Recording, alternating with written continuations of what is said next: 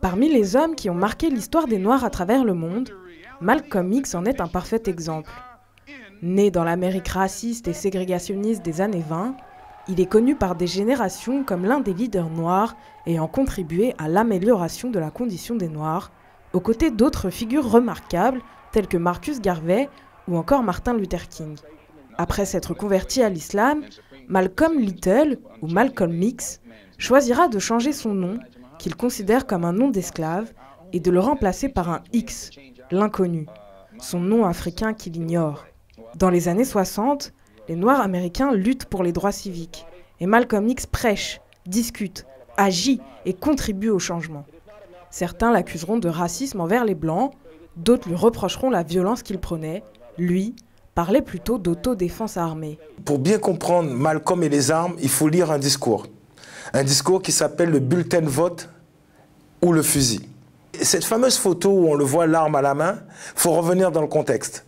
Il ne faut pas oublier qu'à ce moment-là, Malcolm il est chez lui avec ses 3 filles, sa femme, qu'on vient de balancer un cocktail Molotov. Et donc, on s'est servi de cette photo pour dire, et de certains discours, quand il dit qu'il faut riposter si on te fait du mal, il faut riposter, pour dire que Malcolm était violent, qu'il était raciste, qu'il était communautariste, qu'il était extrémiste.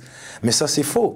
Les Noirs américains et les Caribéens partagent un passé et une histoire commune. Leurs luttes sont celles de toute la diaspora. Comme le noir il est toujours en lutte, c'est normal qu'il y ait des ramifications avec celui qui est en Afrique qui est en lutte, avec celui qui est dans la Caraïbe anglophone qui est en lutte, avec celui qui est aux États-Unis qui est en lutte, qui est en Europe en lutte. Partout où le noir il est sur cette planète, il est en lutte. Qu'on le veuille ou non, qu'il le veut lui ou non.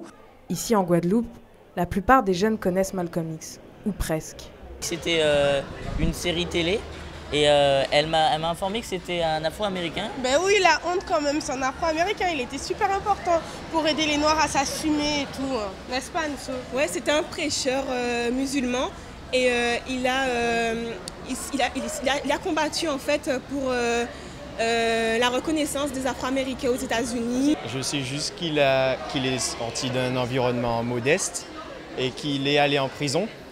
En prison, il s'est converti à l'islam, ce qui lui a permis d'étudier, de se plonger dans les livres. Et il a acquis un savoir exceptionnel. J'ai vu sa page Facebook, mais à part ça... J'ai déjà entendu parler de lui. Je sais qu'il a lutté pour le mouvement des Noirs, je crois. Sinon après, je sais pas trop.